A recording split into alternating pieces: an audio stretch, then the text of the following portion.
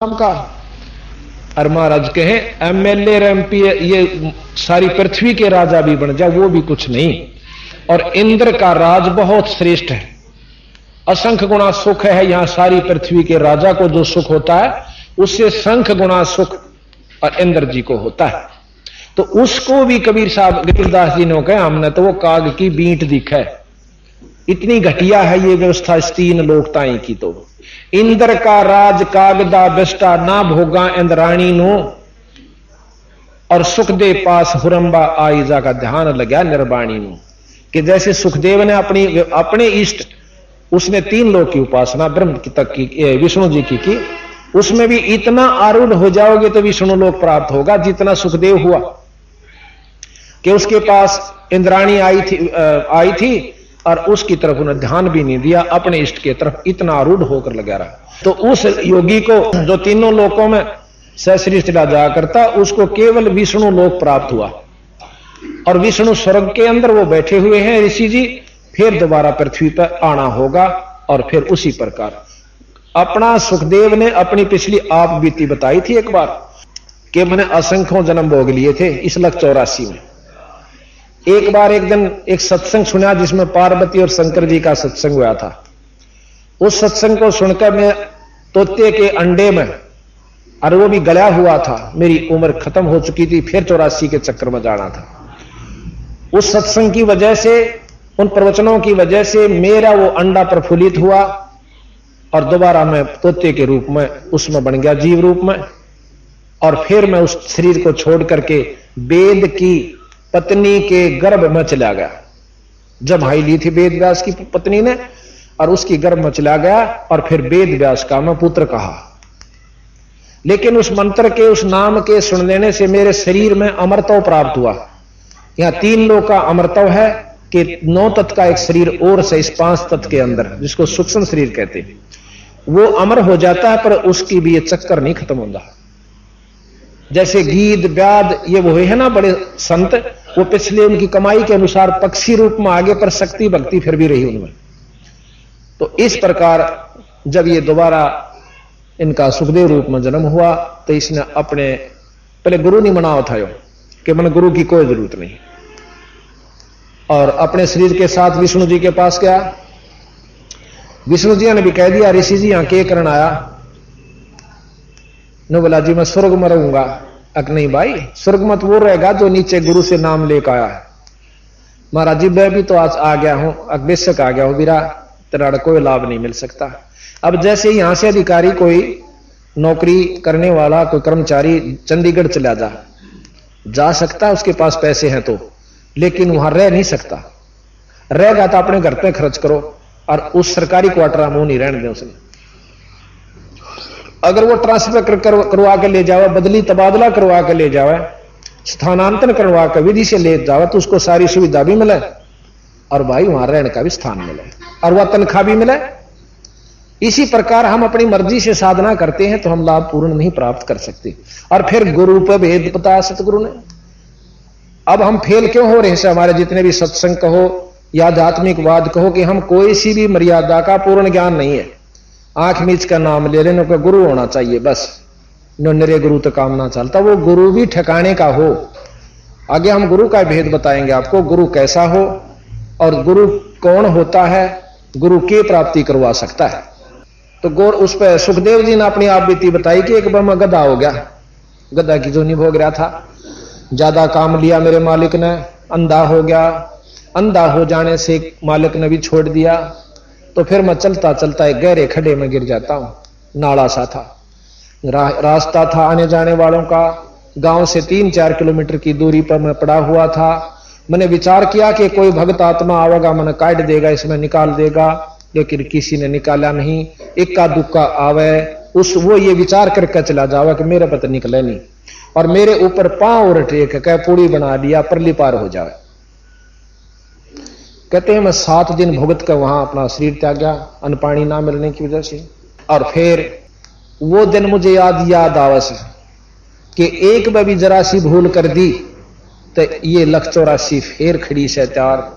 उस भय के मारे मैं 24 घंटे परमात्मा को याद रखता हूं, अपनी साधना में रहता हूं। तो इस प्रकार सतगुरु कबीर साहब ने बताया कि जट कुंडल ऊपर आसन है सतगुरु की सैल सुनो भाई। इस शंकर भगवान का एक जटा कुंडली धाम है। आज आपने देखा होगा ना, शंकर भगवान का चित्र दिखाएंगे जिसमें तो गंगा काट रखी है।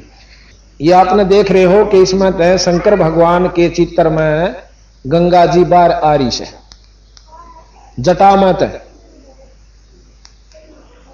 ये कबीर साहब महाराज कहते हैं ये कति भूल भुलैया से न बेरा को नहीं चित्र बनावनिया ने और शास्त्र विद्यों ने ये चित्र देखा भगवान शंकर जी का, और इसमें से जटा, स्किन की जटा से गंगा निकलती हुई आपने दर्शन करे। ये गलत है। कबीर साहब ने बताया कि एक जटा कुंडली नाम का एक तीर्थ है ऊपर कैलाश पर्वत पे, शिव के धाम में, शिव के लोक में।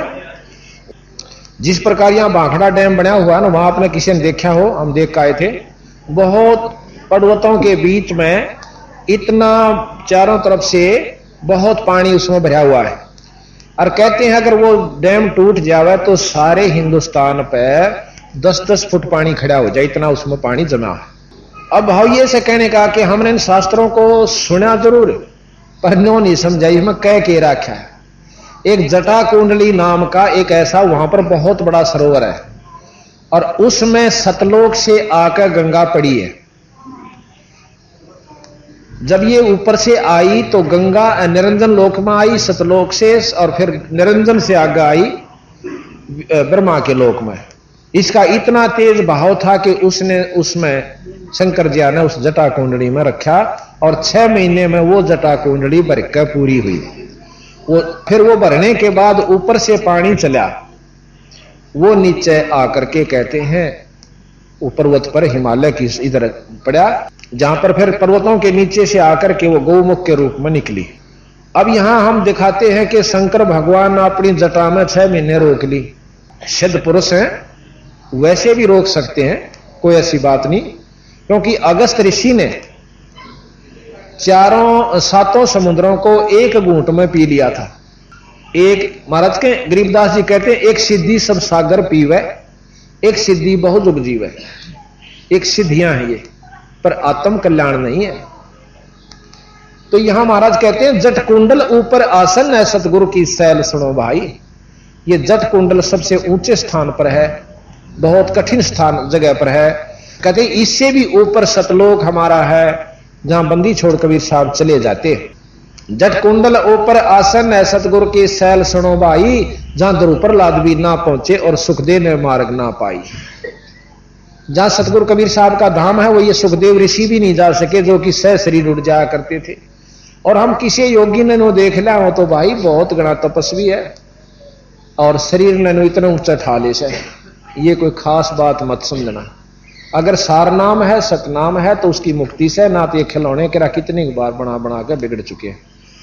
और ये जादूगरी काम नहीं देंदी वहां पर। जब सही तत्व का स्थान आवेगा, जहां जन्म मरण और आत्म कल्याण का स्थान आवेगा, वहां ये काम नहीं देगी बचने के लिए। तो अब हम आपको बताते हैं कबीर साहब के बारे में कि नानक साहब ने भी कबीर साहब से उपदेश प्राप्त हुआ। ऐसी नई नई बात हमने भी सुनी जब ऊपरी सी लागी। अकिया अच्छी और पचौड़ सी बात कहे से एक साधारण सा मनुष्य कवि और भगत कबीर साहब को इतनी बुरी मान्यता दे रहे। अब हमने लाल की कीमत का ना बेरा हो तो हम उसको एक कंचा समझ सकते हैं, एक पत्थर समझ सकते हैं, और जौहरी के पास ले जाएंगे तो उसकी करोड़ों कीमत देगा, और 6 बार नमस्कार करेगा कि लाल के तो दर्शन भी अच्छे होते हैं। तो इस प्रकार जब हमने इसकी कीमत का पता चला बंदी छोड़ कबीर साहब की का, और जानकारी हुई कि तो पूर्ण परमात्मा थे, तो आज हम इनको भगवान कहते हैं। एक बार श्री नानक जी तलवंडी, जो कि आजकल पाकिस्तान के अंदर है, वहां कालू राम मेहता के घर में इनका जन्म हुआ। बचपन से ही बड़े सिद्ध पुरुष थे, क्योंकि पिछले जन्मों की भक्ति इनके साथ थी। कबीर साहब ने इनको बताया कि नानक साहब, आप सतयुग के अंदर अम्बरीश राजा थे। अम्बरीश राजा के रूप में आपने इतनी भक्ति करी कि दुर्वासा ऋषि बहुत बड़े सिद्ध पुरुष थे, उन्होंने आपके ऊपर एक शक्ति छोड़ दी, सिद्धि छोड़ दी, चक्कर सुदर्शन, आपका सिर काटने के लिए। और वो सुदर्शन चक्कर आपके चरण छूकर अम्बरीश राजा के, और उल्टा इसको दुर्वासा जी को मारने के लिए उनका पीछे भाग लेता है।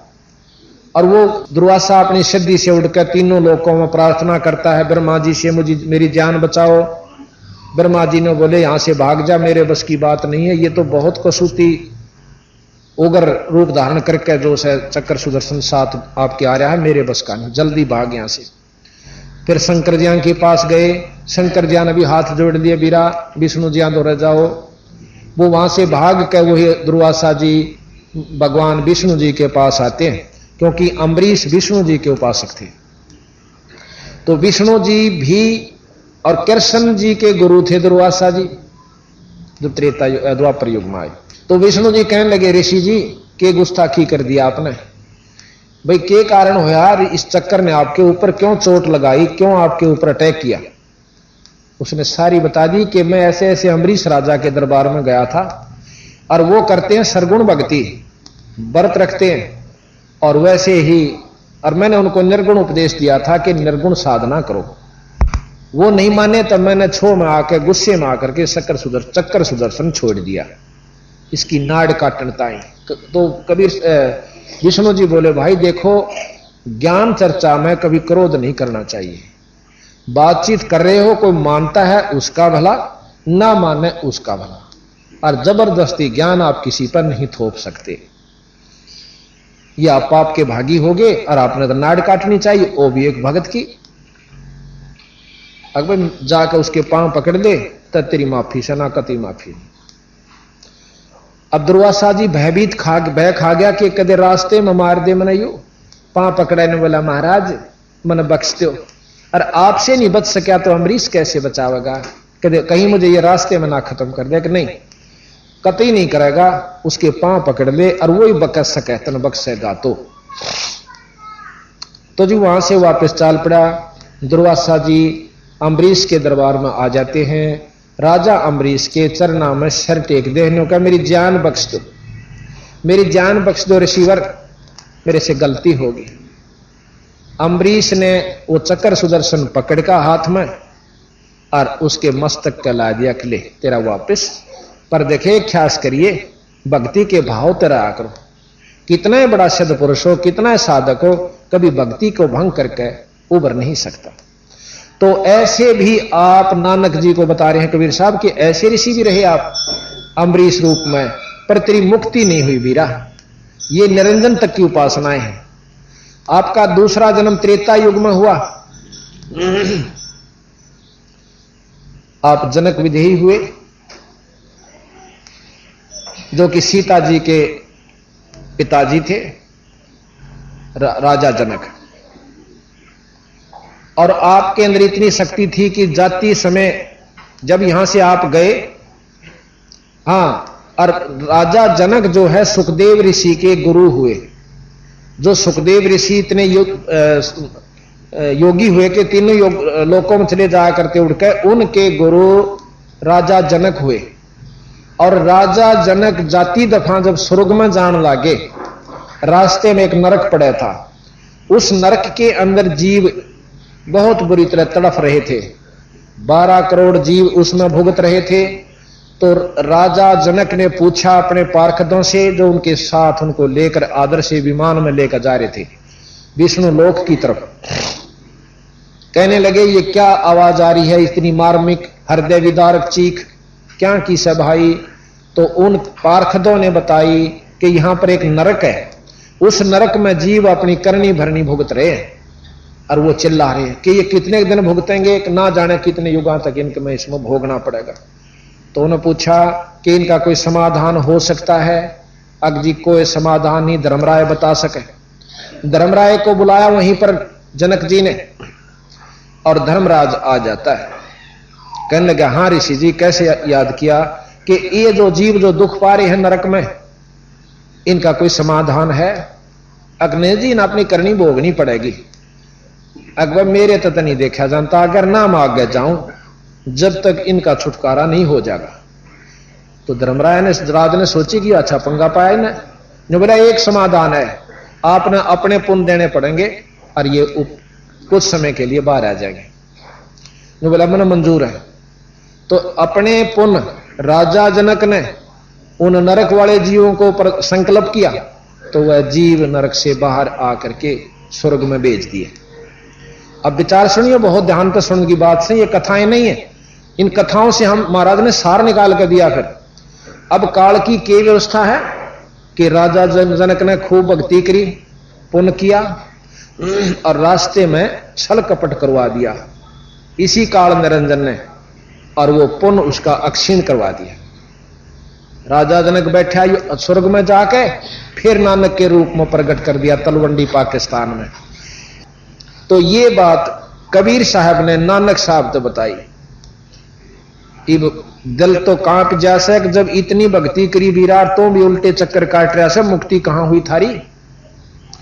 तो ने बोला जी फिर के करा, पर मैं तो जो है एक निराकार ज्योति अंदर मुझे दर्शन देती है, निरंकार, मैं उसका जाप करता हूं और वो मुझे पूर्ण रूप से दर्शन दे रही है। कबीर साहब ने बोले ध्यान लगाओ।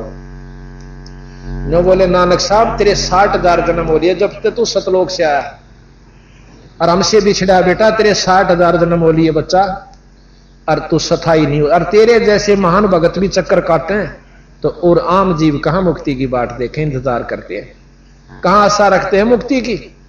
नानक साहब का पसीने आए कि के समाधान महाराज कि मैं नाम दूं, सतनाम मेरे पास है और जब तेरी मुक्ति हो। काशी में रहता हूं, जुलाया सुबाई, काशी के अंदर किसी ने पूछ लिए कभी तेरा दिल करे तो आ जाए, पर तू निरंकार की जो उपासना करता है अब ध्यान लगा, वो ज्योत और वेद भी आखिरी परमात्मा की प्राप्ति उस ज्योति के दर्शन बताते हैं। प्रकाश में तेजो में परमात्मा सहस्रार कमल दल में है। सहस्रार कमल दल का मतलब 1000 कमलों वाला, 1000 पंखड़ियों वाला वो स्थान जहां पर 1000 ज्योतियां न्यारी न्यारी चमक रही हैं। उसको आखिरी धाम और निरंजन धाम, चौथी मुक्ति वो योगी प्राप्त करते हैं जब सहस्रार कमल में पहुंच जाते हैं। सहस्रार कमल में ज्योत नजर आती है, उस ज्योत को देखकर ये भगतजन अपनी आत्मा को प्रसन्न तथा मुक्त समझ लेते हैं। कबीर साहब ने बोले ध्यान लगाओ, ध्यान लगा तो ऊपर पहुंचे। सारा कुछ दिखाकर निरंजन का लोक, विष्णु का लोक, शंकर जी का लोक, गणेश जी का लोक, सब लोग दिखाए और फिर अपने लोक में निरंजन का लोक दिखाया। उसके बाद इस अंड ब्रह्मांड को पार करके अपने लोक में ले गए, सतलोक में। वहां जाकर के कबीर साहब आसन पर, सतपुरुष अपने आसन पर बैठे हुए और कबीर साहब चंवर करते हैं। अब नानक साहब के अंदर विक्षेप आता है कि रब तो ये होना जड़ा नीचे थल्ले बैठा है, ये उत्ते जो खड़ा है कबीर, ये तो इसका कोई अनुचर होना, कोई सेवक होगा। इतनी बात मन में आई थी। कबीर साहब तो वहां बैठ जाते हैं सतपुरुष के आसन पर और सतपुरुष खड़े हो जाते हैं और कबीर साहब पर ऐसे चंवर करते हैं। फिर इतने में विचार कर ही रहा था कि ये क्या हुआ। इतनी देर में कबीर साहब के अंदर वो सतपुरुष समा जाते हैं और केवल कबीर साहब रह जाते हैं। और फिर वहां से उसकी सुरत को नानक साहब की जो आत्मा थी उसको नीचे शरीर में भेज दिया। भाई इतना देख कर नानक साहब के बहुत कसक हुई कि तूने तो पूर्ण परमात्मा रब को और अपनी अज्ञानता के कारण खो दिया, और जब ईब का दर्शन हो जाए तो मैं उसको उनके चरण कमल पकड़ के और बहुत याचना करूंगा। फिर याद आता है कि वो खुद बता के गए कि मैं काशी में रहता हूं। तो नानक साहब इतने आत्म विभोर हो जाते हैं, इतना मद नशा चढ़ जाता है परमात्मा की उस सच्ची लगन का कि कहते हैं वाहे गुरु सतनाम, वाहे गुरु सतनाम। कि वो गुरु जो मैंने ऊपर देखा अपनी सुरत द्वारा उस लोक में, सतलोक की जो झलमल ज्योति देखी, तो ये दूसरे लोकों की जो रोशनी है वो उससे बहुत फीकी नजर आई। जैसे जीरो का बल्लभ भी ना रोशनी हो अंधेरे में वो बहुत काम कर देवा है। 60 का जब वाट का बल्लभ चसेगा तो जीरे वाला चस जरूर रहा है, पर उसके ज्योति का रोशनी का महत्व नहीं रहता। इसी प्रकार मरकरी बल्ब के सामने 60 वाला भी कुछ काम नहीं करता, पर जग जरूर रहा है। उससे ऊपर जब सूर्य निकल आता है तो सब बल्ब काम नहीं करते और चांदना केवल सूर्य का ही प्रकाश उनके सामने बहुत ज्यादा होता है। इसी प्रकार जब सतलोक रोशनी प्रकाश सब लोकों में है अब ये ध्यान से सुनते जाइए, जो 7 दिन इस बात को सुनेंगे वो आखिरी दिन के निचोड़ को पूर्ण रूप से पकड़ पाओगा। प्रकाश हर इष्ट का है, हर देव का है।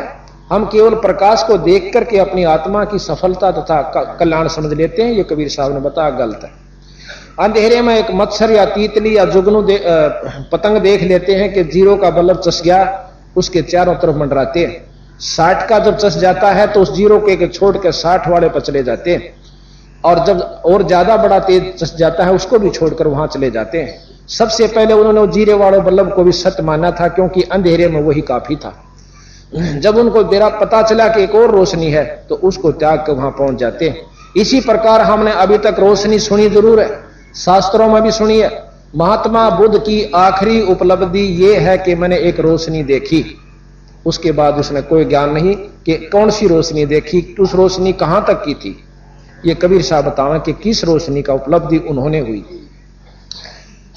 तो बात यह है कि हमने शास्त्रों को सुना जरूर, महापुरुषों की वाणियां भी सुनी, उनकी उपलब्धियां भी देखी पढ़ी, परंतु जब बंदी छोड़ते मिलाई तो वो 0 और 60 था, इस प्रकार के बल्लभ यानी उनकी इस प्रकार वैरायटीज मिली, उनके न्यारे न्यारे ऐसे ऐसे उनमें अंतर था। तो वहां से वो इतना आत्मविभोर हो गया कि वाहे गुरु सतनाम, वाहे गुरु श्री सतनाम श्री वाहे गुरु। अब वही गुरु मिला जो मेरे सामने नो कह के गया था कि मैं सतनाम दूं तो मेरा छुटकारा हो, ना तो मैंने सुने लिया। 2 जन्म तो मेरे ऐसे हुए जो कि आम व्यक्ति के नहीं हो सकते। राजा अम्बरीश के रूप में और जनक विदेही के रूप में नानक जी का जन्म पूर्व जन्म था। अब वहां से नानक जी चल पड़ते हैं और काशी पहुंचते हैं, कबीर साहब से नाम लेते हैं। कबीर साहब से नाम लेने के बाद उनकी मुक्ति हुई। अब ये बात आप विचार करियो और आपको शास्त्र प्रमाणित देंगे, हम वैसे नहीं कहेंगे। और अपने आप 2-4 बार सुन लेने से अंतःकरण में यह बात जमा हो जाएगी, क्योंकि हमने और ज्ञान भी तो शास्त्रों से ही अपने अंतःकरण में जमाया है, या किसी से कहने सुनने में ही उसको सत्य मानना होगा। कोई अपना ज्ञान तो आपके पास नहीं है। रामकृष्ण भगवान विष्णु को हमने परमात्मा की संज्ञा में उनकी लीलाएं सुनकर, उनके करामात देखकर परमात्मा की संज्ञा मान ली, मैं लिया उनको। और इसी प्रकार जो है, जब आप कबीर साहब की महिमा सुनोगे तो आप अपने आप फैसला अपने मन को आप पे दे देगा, आपका कहने की आवश्यकता नहीं पड़ेगी। तो कहते नानक साहब वहां पहुंचते हैं और नाम लिया। जब नानक साहब का छुटकारा, अब गरीबदास जी अपनी वाणी में प्रमाण देते हैं कि झांकी वेख कबीर की नानक कीती वाह, और वो सखा का गल पड़ी कौन छुटावता। झांकी किसे कहते हैं? 26 जनवरी के ऊपर आप नारे नारे राज्यों की अपनी अपनी उस राज्य में जो भी अति उत्तम व्यवस्था होती है, बहुत सुंदर सुजित उसको सज्जित करके सुसज्जित करके दिखाया जाता है, और उन उसको झांकी कहते हैं, झलक कहते हैं। और जो सबसे अच्छी झांकी होती है उसको पसंद करके इनाम दिया जाता है। इस प्रकार विष्णु लोक की झांकी भी नानक साहब को कबीर साहब ने दिखाई, शंकर लोक जी की भी, शंकर जी के लोक की भी झांकी दिखाई, और ब्रह्मा के लोक की झांकी दिखाई, गणेश जी के लोक की दिखाई, और सब लोग दिखा के माता और निरंजन ब्रह्म तक की दिखा करके अपने पूर्ण ब्रह्म की तरफ वो ले गए। तो वो जो झांकी देखी, वो पूर्ण ब्रह्म का नजारा जब देखा तो फिर वह ज्योति जैसे 0 के बल्लभ को सत मान रखा था, 60 का चसने के बाद, प्रज्वलित हो जाने के बाद वह अच्छी नहीं लगी, वहां उसके सौता अट्रैक्शन हो जाता। यह बस की बात नहीं है। आज हमारा मुख्यमंत्री से मेल हो और एक प्रधानमंत्री का नुमाइंदा मिल जाती, सा बावड़ा कोई नहीं सके, पाछे न रह जाएगा। तो जब तक हमने जहां तक ज्ञान है उतना अवश्य, परंतु जब पूर्ण लाभ का ज्ञान होगा कि सच्चे ये जो संत है, ये परमात्मा हमें ये लाभ दे सकता है, तो हम उसकी तरफ स्वतः अट्रैक्ट हो जाएंगे, कहने की आवश्यकता नहीं पड़ेगी। अब नानक साहब के बारे में आपको वर्णन देते हैं थोड़ा सा, फिर ध्यान दीजिए। और फिर बालाजी, उनके मर्दाना जी 2 शिष्य थे, उनकी भी वाणी इसमें लिखी हुई है कि उनसे प्रश्न उत्तर हुए हैं कि अंगद राय जी ने पूछा था कि आप तो गुरुजियां के साथ रहते थे, कोई खास बात बताओ। फिर उन्हें बता रखी है, अभी आपको सुनाएंगे। तो नानक साहब ने, महाराज कहते हैं, झांकी वे कबीर की नानक कीती वाह, और वो सिखा के गड़पड़ी इब कौन छुटावेता। हमने कल भी आपको बताया था, पंजाब में भी हमारे आश्रम गरीबदास जी के 100-150 आश्रम है। गरीबदास जी छुड़ानी के अंदर, जैसे कल बताया था कि चौधरी बलराम जी के घर में धनखड़ गोत में गरीबदास जी ने जन्म लिया, और इनको जो कबीर साहब ने दाके दर्शन दिए अपने लोक थे सतलोक से, और वो नाम दिया, सब लोक दिखाए, वो वाणी सारा विवरण जो आख्या देखा उन्होंने इसमें लिख दिया। कबीर साहब गरीबदास जी के कम से कम भी 20-25 आश्रम हरिद्वार के अंदर है। गरीबदास जियों के आश्रम पंजाब के अंदर कम से कम 150 और 140 के आसपास गरीबदास जी के नाम का आश्रम है। कुटिया है गांव-गांव में, और वहां पर इस वाणी का पाठ होता है। अब नानक साहब की वाणी आपने सुनी होगी, ग्रंथ साहब, उसके अंदर क्या है, 48 घंटे चलती है वो वाणी। उनके अंदर 39 संतों की वाणियां हैं। प्रथम नानक साहब की, फिर उनके 10 गुरुओं की, सिखों की, फिर कबीर साहब की सारे ग्रंथ में 40% वाणी है।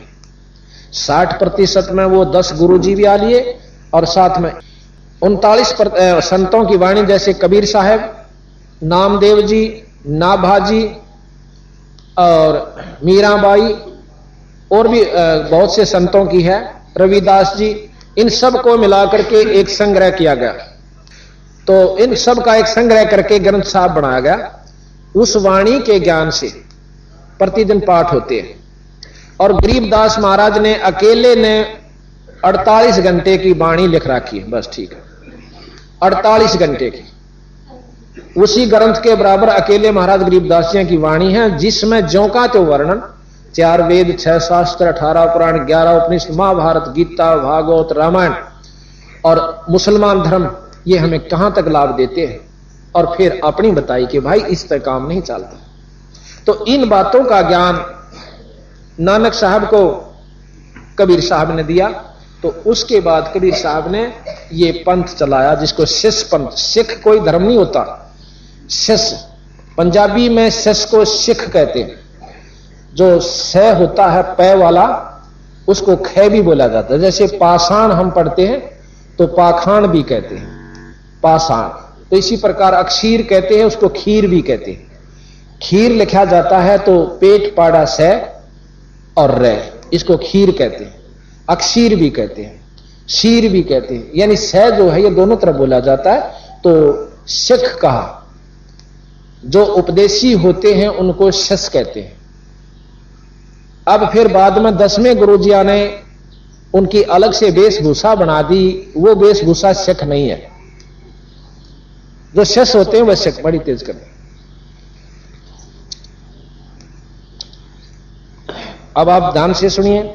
श्री नानक जी युगों युगों से निरंजन की भक्ति करते आ रहे थे। निरंजन के बारे में आपको बताएंगे कल। आज हमारा एक बोर्ड बन जाएगा जिसमें सारा वर्णन दे रखा है। निरंजन कहां तक की उपलब्धि देता है, क्या है वो। वैसे मोटा बता दूं कि निरंजन ब्रह्म कहते हैं, वेद उसको ब्रह्म कहते हैं, संत उसे निरंजन कहते हैं। ज्योत निरंजन, प्रकाश में परमात्मा, वेद उसको प्रकाश में परमात्मा कहते हैं, संत उसे ज्योत निरंजन कहते हैं। और ज्योत निरंजन को ही ब्रह्म कहा है। और साथ में संतों ने इसको काल की उपाधि दी है, क्योंकि इसमें समय प्रधान है। और काल के दूसरे बारे में हम परसों बताएंगे। श्री नानक जी युगों युगों से निरंजन की भक्ति करते आ रहे थे। नानक जी महान भगत थे। राजा जनक विदेही भी श्री नानक जी का त्रेता युग में जन्म यानी अवतार था। बहुत भक्ति की। ऋषि सुखदेव जैसे महान योगी ने भी राजा जनक जी को गुरु धारण किया था, परंतु जन्म मरण का चक्कर अपना यानी जनक जी का यानी नानक जी का भी नहीं खत्म हुआ कर सके। राजा अम्बरीश भी नानक जी का ही पहला जन्म का यानी त्रेता युग में सतयुग में जन्म था। राजा अम्बरीश का सतयुग में जन्म था, जिसमें दुर्वासा ऋषि ने राजा अम्बरीश के पैर जिसमें दुर्वासा ऋषि ने राजा अम्बरीश के पैर छूकर चक्कर उल्टा ऋषि दुर्वासा पर चोट करने चला। तो ऋषि दुर्वासा जी अपने बचाव के लिए तीनों लोक में भागे, किसी ने भी सहायता नहीं की। तब भी विष्णु जी ने कहा कि ऋषि जी आप वापस जाकर के राजा अम्बरीश के पैर छू लो, अपनी जान बचाओ। तब मरता क्या नहीं करता। तब दुर्वासा जी ने आकर राजा अम्बरीश के पैर छुए। अम्बरीश जी ने उनके सिर पर हाथ रखकर तथा दुर्वासा सुदर्शन चक्र को शांत करके दुर्वासा जी को अक्षमा की। ये सब वर्णन आप सुन चुके हो। अब थोड़ी सी वाणी कबीर सागर से आपको सुनाते हैं। कबीर सागर से सा आभार कबीर वचन, नानक साहेब की ना तप भारी, और सब विधि बहे ज्ञान अधिकारी। भक्ति भाव ताको सिखलाया, ता पर सतगुरु की नहीं दाया। दाया कहते हैं दया को। ये संत भाषा होती है, इसमें थोड़े अक्षरों का, क्योंकि पद भाग के अंदर जो है थोड़ा अंतर हो जाता है भाषा में। जिंदा रूप धरे तब साईं, प्रभु पंजाब देश चल आई। जिंदे का एक ऐसा भेष होता है, सफेद कुर्ता और एक बोथा बांध लिया, सफेद चादर और लंबा टोप, उसको जिंदा रूप में मुसलमानों में ज्यादा प्रचलित है। ये जिंदा नाम के संत। जिंदा रूप धरा तब साईं, प्रभु पंजाब देश चल आई। अनहद बाणी कहो पुकारा, और सुन के नानक नजर दरस निहारा। नानक साहब बैठे थे, कबीर साहब इतनी दूर बैठ के अपने ये बात सुनाने लागे कि जिस प्रकार गरीबदास जी ने कहा कि अदली आरती अदल पठाऊं, युगा युगा का लेखा लाऊं। जा दिन ना थे पिंड नहीं प्राणा, नहीं पानी पवन जमी असमाना। कच्छ मच कूरम ना काया, चंद सूरज ने दीप बनाया। शेष महेश गणेश ना ब्रह्मा, नारद सारद ना विश्वकर्मा। सिद्ध 84 ना 3300, 9 अवतार नहीं 2400। 5 तत्व ना ही गुण तीना, नाद बिंद ना ही गट सीना। चित्रगुप्त ना कृत्रम बाजी, ये धर्म राय ना पंडित का जी। भाई धूं धूकार अनंत युग बीते, जादन कागज कहो किन चीते। फिर कबीर साहब ने पूछा कि आप कहां थे जब कुछ भी ना था। जादिन थे हम तख्त खवासा, तन के पाजी सेवक दासा। शंख युगन पर लो परवाना, परले हुआ शंखों युग, हम सतपुरुष के संग रहाना। दास गरीब कबीर का चेहरा, सतलोक अमरापुर डेरा। कहते हैं गरीबदास जी भी कि मैं अपने परमात्मा कबीर साहब का सेवक हूं, और वही कबीर साहब सतलोक के मालिक तथा अनंत कोट ब्रह्मांड के परमात्मा हैं। गरीबदास जी अपनी वाणी में कहते हैं, अनंत कोट ब्रह्मांड का एक रति नहीं बहार, और सतगुरु पुरुष कबीर हैं भाई कुल के सर्जनहार। तो यहां कहा कि अनहद बाणी कियो पुकारा। इस बाणी ने सुनकर नानक जी ने करड़े करड़े देखे, क्योंकि कहने लाग रहा से। सुनकर अनहद बाणी कियो पुकारा, सुनकर नानक दरस निहारा। सुनकर अमर लोक की बाणी, और जान पड़ो यो परम पुरुष ज्ञानी। नानक जी ने समझा कि ये पूर्ण संत है, ये तो बहुत ऊंची की बात कहे से। तो नानक साहब पूछने लागे, आवो पुरुष सतगुरु ज्ञानी, अमर लोक की हमने सुनी ना बाणी। वो सतलोक नहीं जाना हमने कौन सा होश है, और किसी शास्त्र में ज्ञान नहीं पाया। अर्ज सुनो प्रभु जंदा स्वामी, कहो अमर लोक कहां निज धामी। कि वो लोक कहां है जिसको आप सतलोक कहते हो, सतधाम कहते हो। कहा न कही अमर निजवाणी, कि किसी ने काहू ना कही ये अमर निजवाणी। ये बात हमारे ताई किसी ने नहीं बताई जो आप बताने लाग रहे। और धन कबीर परम गुरु ज्ञानी, कोई ना पावा तुमरा भेदा। और जाको खोज चुके ब्रह्मा और चहु वेदा। इसको चारों वेद और ब्रह्मा जी ने भी आपका भेद नहीं पाया। अब कबीर साहब कहते हैं, जब नानक तुम बहुत तप कीन्या, और निरंकार बहुते दिन चीन्या। तुमने बहुत तपस्या की, बहुत साधना की, युगा युगा में की, और निरंकार ते एक पुरुष नहीं आ रहा। अजर दीप ताकी तक सारा। अजरदीप, अमरदीप, सतलोक वो अलग स्थान है। पुरुष विछो भयो तब जब से, और काल कठिन मग रोक क्यों तब से। जब से भी आप सतलोक से यहां आए थे अपनी इच्छा अनुसार, पर उसी समय आपका रास्ता इस मार्ग काल ने गलत साधनों से, गलत शास्त्रों से रोक दिया। इत तुम सरस भक्ति ना होई, क्योंकि परम पुरुष ना भेंटो कोई। यहां आपकी सरस भक्ति, एक रस भक्ति नहीं होती। आपने देखा होगा कि आपने बहुत सी साधन नाटक भी सुने होंगे कि विश्वामित्र जी ने तप किया, बहुत जाजूल तप कर लिया, परंतु नहीं होने दिया। एक अप्सरा को भेजा, उर्वशी को भेज कर उसका तप खंड करवा दिया। तो महाराज कहते हैं काल की व्यवस्था में प्रथम तक कोई भजन करना नहीं चाहता, और चाव विषय तो यू काल होने नहीं देता। कि आंट लाग रही थी उसके तप न भंग करण की, ठीक से अपना भजन करा था, करण देते। या कोविद क्यों आई उनके मन में? ये काल प्रेरित होते हैं। इंद्र का भरदी गुब्बारा के तेरा राज खोज लेगा, उसने ठहर श्रृंगारी अपनी उर्वशी और विश्वामित्र का खंड कर दिया। तो महाराज कहते हैं ये इत तुम सरस भक्ति ना होई, क्योंकि परम पुरुष कोई ना भेंटा कोई। आपको सतमार्ग दर्शक नहीं मिला, आपको रास्ता सही नहीं मिला, इस करके कोई तो तप पे लाग रहा है, कोई गीता पढ़ के मुक्ति चाहे, कोई पुराणों को पढ़ के मुक्ति चाहे, कोई वेदों के ज्ञान को कंठस्थ वेद घोट लेने को ही मुक्ति समझता है, और कोई कुरानों को और मुसलमान भाई अपने उन ओछी साधनों को ही अपनी मुक्ति का साधन समझते हैं। तो बंदी छोड़ कबीर साहब ने दोनों धर्मों की जो कमियां थी वो ज्यों की त्यों कही, और खड़े होकर बाजार में कही, और सब धर्म सब मतलब उनके मंडलों में जाकर कही जहां पर विद्वान और उनके मौलवी और पंडित और काजी बैठे हुआ करते थे। और उस समय आज कोई कह के दिखा दो अरब कंट्री में जाके एक भी लफ्ज और इस्लाम धर्म के खिलाफ। और कबीर साहब ने सरेआम, जबकि मोहम्मद इसमें दिल्ली के अंदर सिकंदर लोधी राजा होया करता था, बहुत क्रूर बादशाह था, जो बहलूल लोधी का पुत्र सिकंदर लोधी था, वो बहुत क्रूर राजा था। उसको ऐसा ठोक ठोक का जवाब दिए थे, और उसने कोशिश करी थी कि कबीर साहब ने खत्म करवा दूं। उनकी परीक्षा लेनी चाहिए थी कि तू भगवान है? कहा मैं अल्लाह हूं, मैं खुदा हूं। कबीर साहब ने कहा, एक गऊ मंगा ली, हजारों आदमियों के सामने रुआ काट दी। वह गाबन थी, मां और बच्चे के 4 टुकड़े हुए। ने बोला अल्लाह में यह गुण होता है कि इसको जीवित कर सकता है। कबीर साहब ने बोले मेरा अल्लाह का यही गुण नहीं होता कि किसी मुर्दे ने जीवित कर दे, अल्लाह के और भी बहुत गुण होते हैं। केवल एक ही सिद्धि से भी आप अल्लाह मत स्वीकार करना, पर इसने जीवित जरूर कर दूंगा। कबीर साहब ने 2 चुटकी मारी थी, 2 थाप उस बच्चा कर गऊ का, दोनों उसी से में जुड़ जाती है, और ला के बाछड़ा दूध ठोक दी, दूध की देग ठोक दी। बोल बंदी छोड़ महाराज की जय। ये तो 600 साल पहले का इतिहास है, कि देखो न सोचे गपोड़ मार रखे होंगे। यार जिसका नहीं यकीन हो उसकी अपनी बुद्धि वहीं तक काम करती है। परमात्मा में ये गुण है जो वो कर सकता है। तो सिकंदर लोधी ने पांव पकड़ लिए दिल्ली के बादशाह ने, अरने बोले आप अल्लाह की जात हो, परवरदिगार हो, मुझे बख्श दो। पालकी में बिठाकर उनके घर छोड़ कर आया था।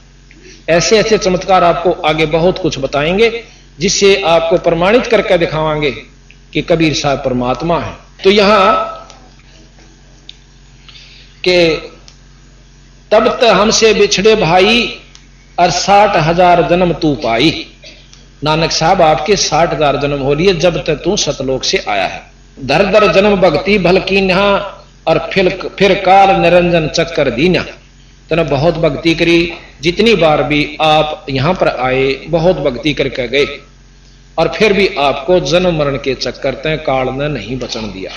ये व्यवस्था से इस ब्रह्मताएं की कि कोई जीव मुक्त नहीं हो सकता। कुछ समय स्वर्ग में बिठा दिया जाता है। स्वर्ग की परिभाषा आपको कल बताई थी। अपनी की हुई पूंजी ने शिमला खाया हुआ 10,000 रुपया ने, वो खत्म होंगे उल्टा है, फिर आ जा, फिर आड़ा मंड जा, फिर खाया हुआ 2 महीने गर्मियां में। ये इतना सुख स्वर्ग में है। यही कबीर साहब बताते हैं। गरीबदास जी महाराज कहते हैं ये रहट का कुआ लोई, रहट तले भरया ऊपर खाली, नीचा भरया ऊपर खाली, और यागड़ बंदा है सब कोई। 88 और 33 करोड़ी देव, यानी 88,000 से 33 करोड़ देवता, और सभी बंधे निरंजन की डोरी, नो रेट की डोरी का बांध रखे। काटे जाओ चक्कर, नीचा आओ भक्ति करो, ऊपर जाकर स्वर्ग में खाओ, फिर चक्कर काटो, फिर गधे बनो और कुत्ते बनो, लख 84 भी भोगो। क्योंकि गीता जी का श्रेष्ठतम ज्ञान है यहां पर कि जिसे कर्म जीव करेगा भोगे सरेगा। अब भाई बुरे भी होते हैं, अच्छे भी होते हैं। बंदी छोड़ कहते हैं कि हमारी शरण माए पाछा अपने पिछले कर्मा पर आपके यहां पर क्रॉस कर दिया जाएगा, खत्म कर देंगे। कई भाई यहां ऐतराज करते हैं कि फिर तो परमात्मा न्यायी हो गया। न्यायी नहीं, वो न्यायी है। अब जैसे आपने देखा होगा कि ऐसा कभी नहीं हो सकता कि आदमी मानस मार दे और उसने माफ कर दे, खूब कर दिए जाते, यहां भी कर दिए जाते।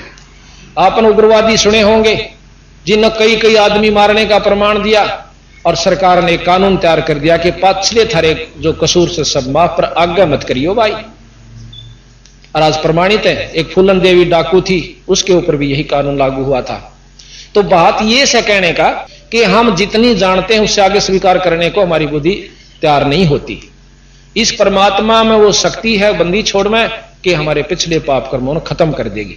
जिस प्रकार कोई नो के हो ही नहीं सकते तो उन्हें इतना ज्ञान है, और हो ही नहीं सकते फिर भक्ति की क्या आवश्यकता रहेगी। जैसे पहले फसल में घास हो जाया करता, नुड़ान का रंधे इतने नुड़ा देते, फिर उसके बाद घास नहीं कटा करता। अब एक ऐसी दवाई चला दी कि उस घास ने खत्म कर देती है पर फसल को नुकसान नहीं करती थी। तो वह पहले भी दवाई पर पहले खोज नहीं पाए।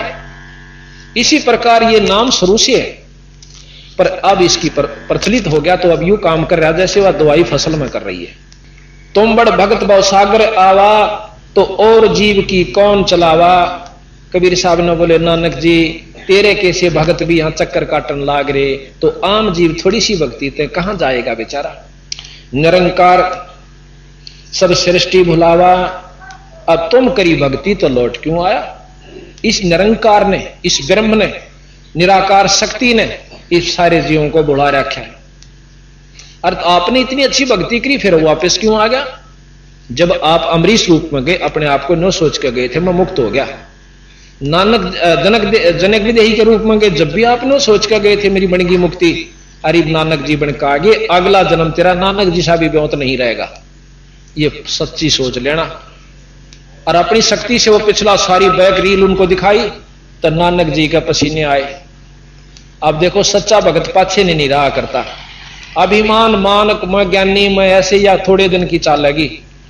महाराज कहते हैं चुंडित मुंडित सब पकड़ लिए। गरीबदास जी कैसे चुंडित बड़ी जटा लठाली रखा ली और कति घोट ऊपर सारा मुंडा लिया, इसे मुंडित कहते हैं।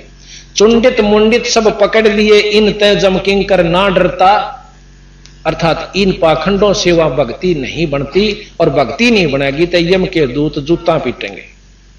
इनसे जम किंकर नहीं डरता। नानक साहब फिर कहते हैं धन पुरुष तुम यह पद भाखी, यह पद अमर गुप्त कहां राखी।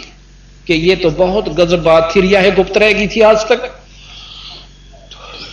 जब लग हम तुमको नहीं पावा, अगम अपार भरम फैलावा।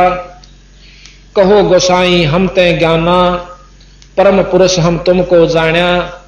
धन जिंदा प्रभु पुरुष पुराना, और बिरले जन तुमको पहचाना। नानक साहब कहते हैं कोई बिरला ही आपको पहचान सके। हम तो उन तरह जी हाँ के तीर काट कर ठह मारा दस्सा ने और उसने भगवान स्वीकार कर लेंगे। और इन्होंने वो काम करके दिखाए जो कृष्ण और भी फेल हो गए थे, उस काम पर नहीं हुआ। जगन्नाथ का मंदिर ये प्रमाणित है।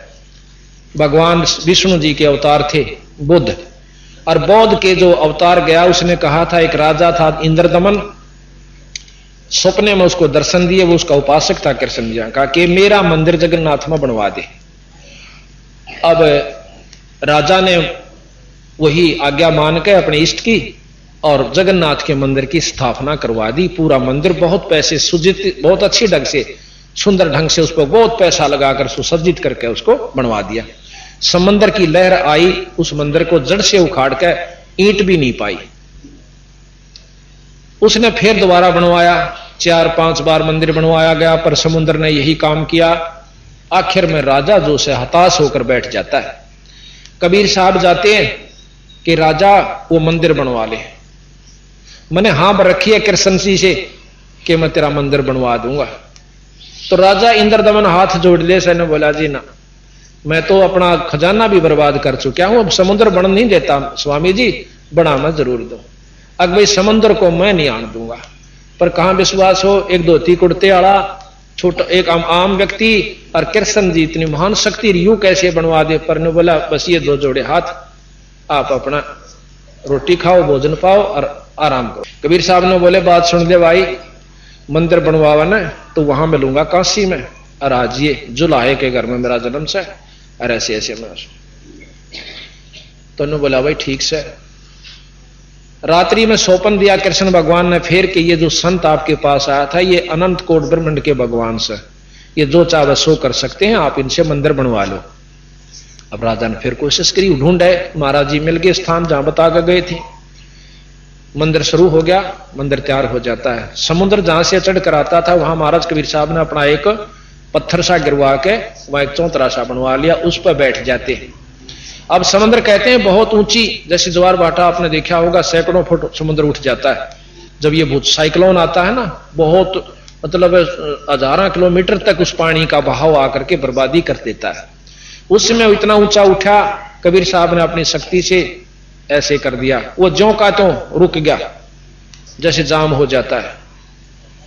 अब समुद्र भी ऊपर का रूप बना करके बाहर आवा है और हाथ जोड़ दे से न्यो कहे, हे परम पुरुष, हे परमात्मा, आप कौन शक्ति हो, मुझे आगे जाने दो। की करेगा भाई कि इस मंदिर ने ढाऊंगा। अरे भले पुरुष, मंदिर आश्रम बनवाया करें, ढाया करें, इतना नीच काम करे तो। अगजी इस कृष्ण ने मेरी मर्यादा भंग कर रखी समुद्र की। क्यों कर भाई कि जब ये राम रूप में आए थे, इन्होंने जबरदस्ती तीर के बल पर मेरे पर रास्ता मांगा था, और वो बदला मैं लूंगा जी। अकीस यूं तो ढा नहीं सकता, चल ढा ले। तो अब कहां बसावा थी कि तभी तो मैं आपके पास आया हूं, मेरी नहीं बसाती तो मुझे बदला दिवा महाराज कि उसकी द्वारकापुरी ने डबोले। आज भी प्रमाण है, द्वारका समुद्र ने डबो रखी है, और वहां जगन्नाथ के मंदिर से समुद्र नहीं ढाता, उसको बचा रखा है। अब फिर क्या हुआ कि अगले दिन भाई हफ्ते 10 दिन के बाद उसमें पूजा शुरू होनी थी।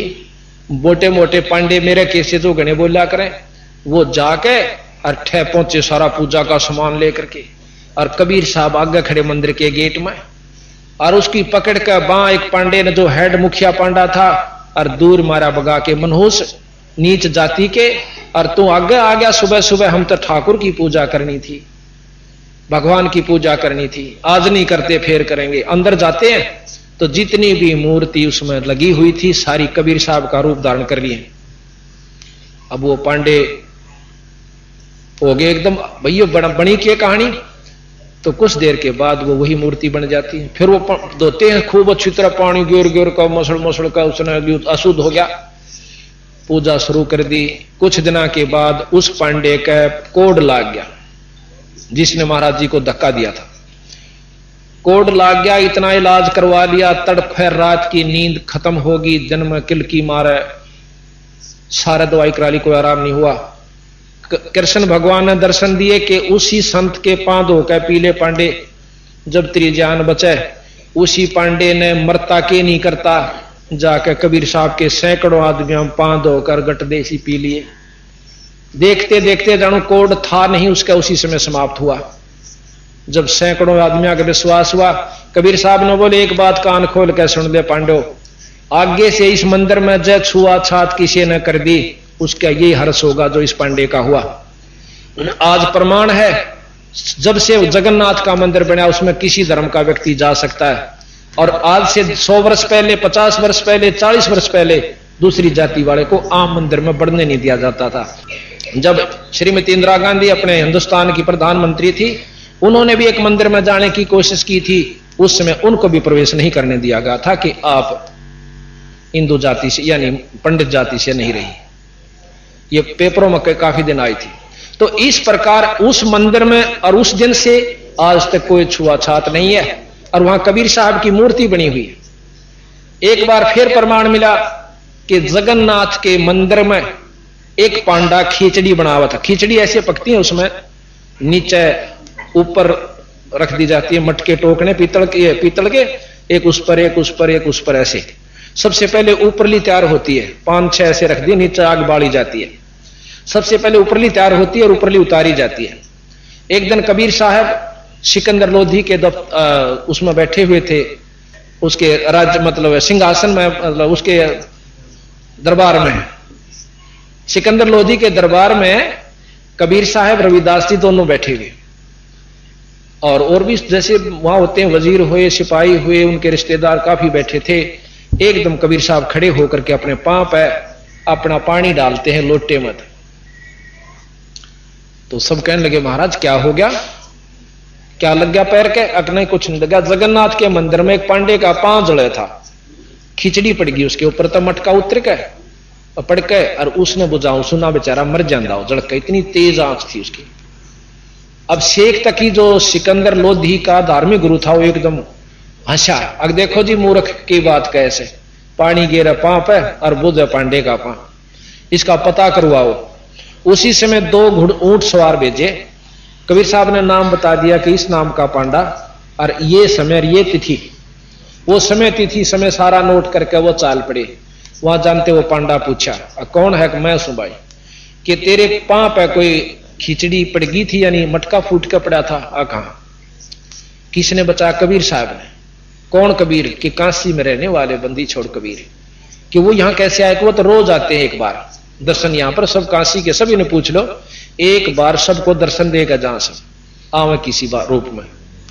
और वो कहां थे? कि यहां खड़े थे मेरे साथ में और पानी ले रहे थे, जैसे बर्फ का होया करे, शीतल हेम पानी जल, और उसमें घेर दिया तो मेरा पांव बुझा।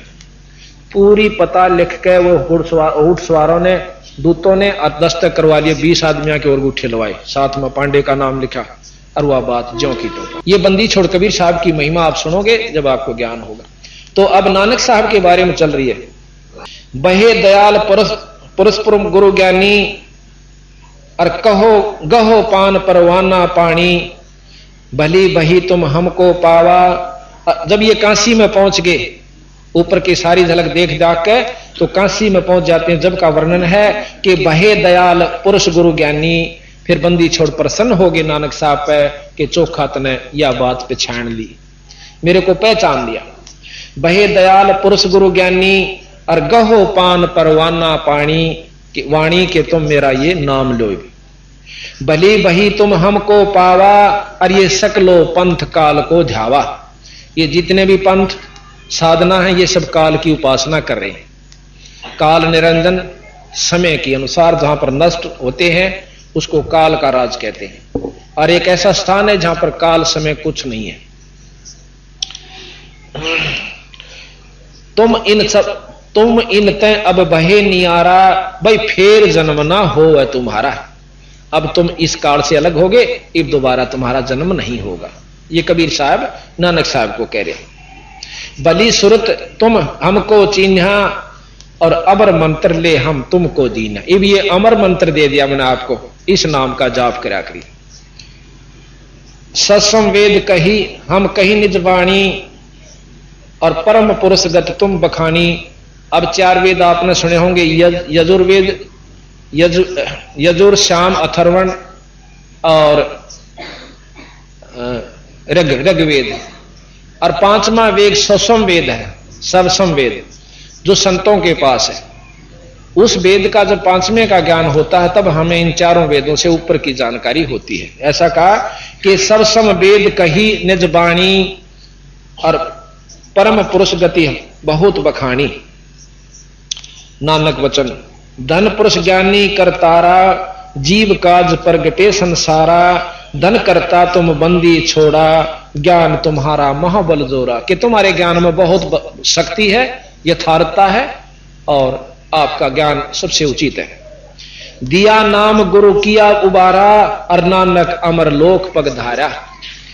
अब यहां नानक साहब अपनी वाणी कहते हैं, वाह वाह कबीर गुरु पूरा है, वाह वाह कबीर गुरु पूरा है, वाह वाह कबीर गुरु पूरा है, वाह वाह कबीर गुरु पूरा है। पूरे गुरु की मैं बल जावा, पूरे गुरु की मैं बल जावा। जाका सकल जहूरा है, जाका सकल जहूर। वाह वाह कबीर गुरु पूरा है, वाह वाह कबीर गुरु पूरा है। अधर दुलीचे पड़े गुरुवन के, अधर दुलीचे पड़े गुरुवन के। शिव ब्रह्मा जा सोरा है, शिव ब्रह्मा जा सोरा है, वाह वाह कबीर गुरपुरा, वाह वाह कबीर गुरपुरा है। श्वेत ध्वजा फर के गुरुआ की, श्वेत ध्वजा फर के गुरुआ की, बाजे अनहद तूरा है, बाजे अनहद तूरा, वाह वाह कबीर गुरपुरा है, वाह वाह कबीर।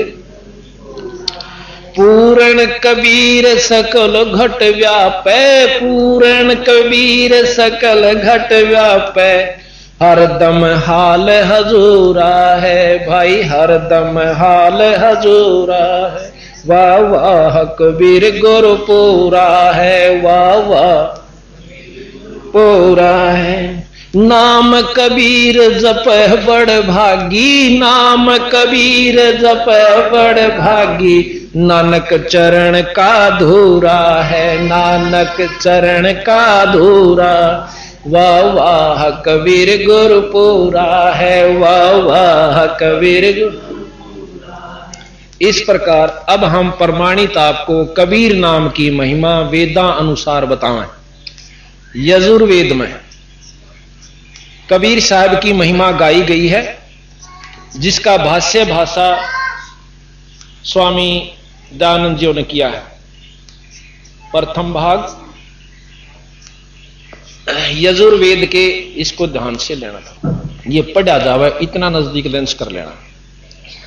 यजुर्वेद के 5वें अध्याय का 32वें श्लोक में आप देखोगे स्वामी जी के द्वारा भाषा भाष्य है, ये उनका सरलार्थ किया हुआ और भावार्थ। अब ये ध्यान से देखिए, स्वामी जियों का सत्यार्थ प्रकाश भी हम आपको बताएंगे, दिखाएंगे। इसमें बुराई मत समझना, ज्यों की त्यों बतावांगे जो इसमें लिख रखा। ये अभी आपने यजुर्वेद में और सामवेद के अंदर कबीर शब्द की महिमा का ज्ञान हुआ।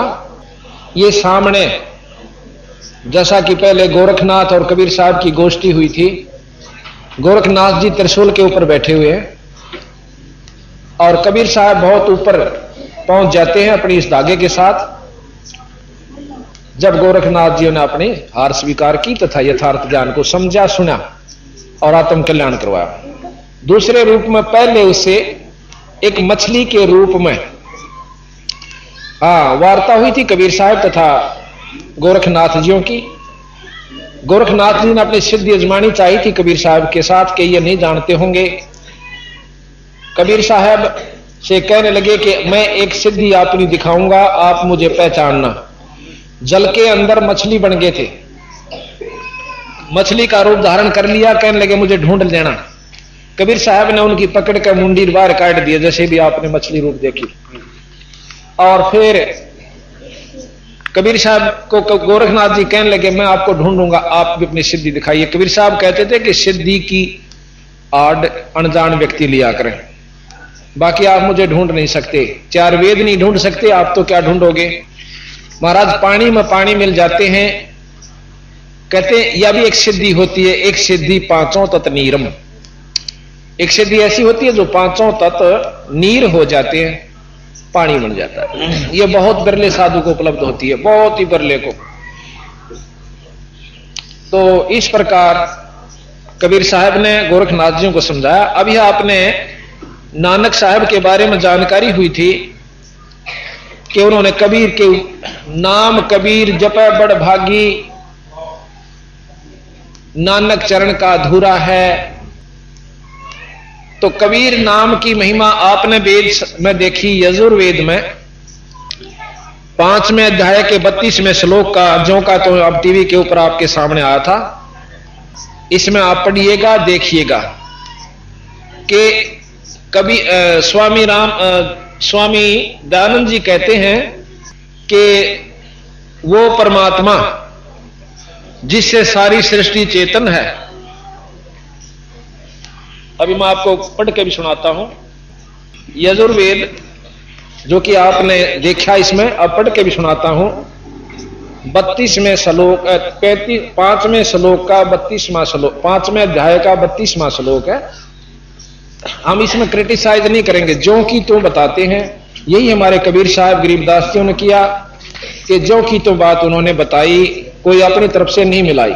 अब यह संस्कृत तो हमने आंदी नहीं पढ़ांगे तो कहीं गलत शब्द पढ़ी।